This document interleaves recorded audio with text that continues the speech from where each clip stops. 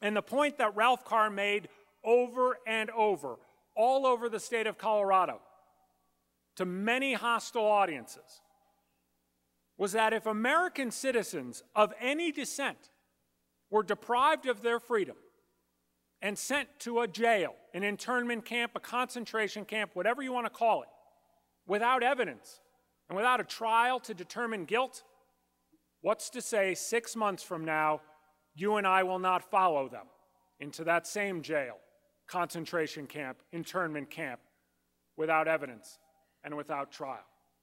If society allowed for any American citizens to lose their rights as citizens under this Constitution, then the principles of the document that Ralph Carr revered more than any other but the Bible would have been violated in his mind and lost. Principles, Ralph Carr was fond of saying, are as true as truth and will last as long as God's creation. Because of that belief, you've likely not heard much about him. He's forgotten, a footnote in a time period celebrated by volumes.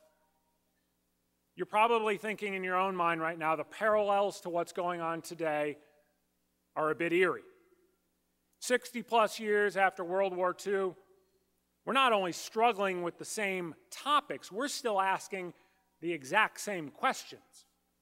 How do we balance personal privacy versus public safety? How do we survive in a world where we know there are people out there who wish to hurt us, who won't operate under the same moral and legal code that we operate under? What's the role of the government in a time of war? How should we handle a rising immigrant population? Yet I'd like to think we have learned some lessons from our past. For example, we did not uproot large populations of Arab Americans after 9/11.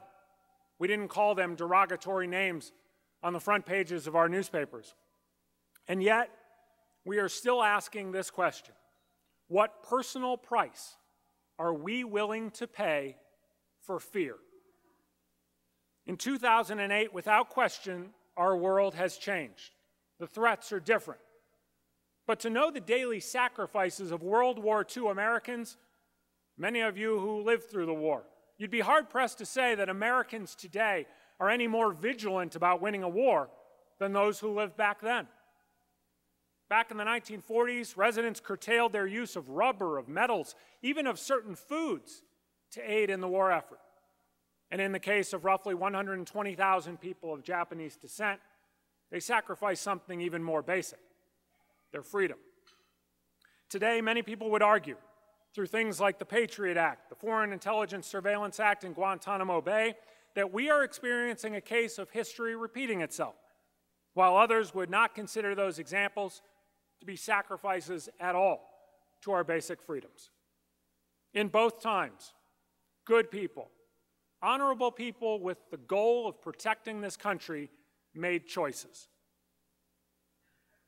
History has shown some of the choices of the World War II era elected officials to be wrong.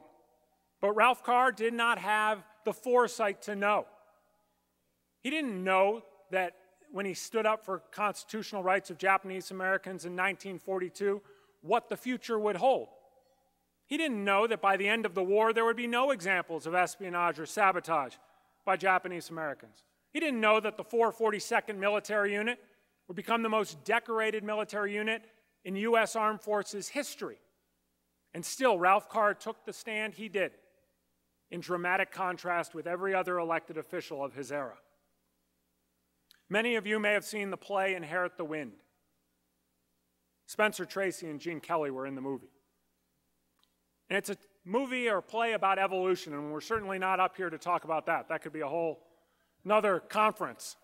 But there's a scene where one of the characters, the central character, who was once revered by his community, is now reviled by that same community because of what he's teaching in his classroom. And there's a scene in the courtroom where his girlfriend asks him to apologize. Just say you're sorry, she says, and everything will go back to the way that it was. And to that, his attorney said, can you buy back his respectability by making him a coward. It's the loneliest feeling in the world, he says, to find yourself standing up when everybody else is sitting down. To have everybody look at you and say, what's the matter with him? Who stands up when everybody else sits down, and why? That's what drew me into this story more than 6 years ago, and why no matter how hard I tried to procrastinate, to put it to the side, to not finish this project, I couldn't help but share this story. Because in my day-to-day job as a reporter, covering politics, I get a lot of calls and a lot of emails from people disenchanted with the political system. And it generally, I'm going to stereotype here, but it generally comes down to one theme. They seem to believe that the politician is in it for themselves. They want more money, more power, whatever the case may be. They're not standing up for us. Well, Ralph Carr set aside self-interest and stood up for the public, interestingly enough, at a time when the public didn't get it. This is the leader, folks, we all say we want. The one who says, as Governor Carr did, quote, regardless of what it does to me, you may rest assured I will be governor in fact as well as in name.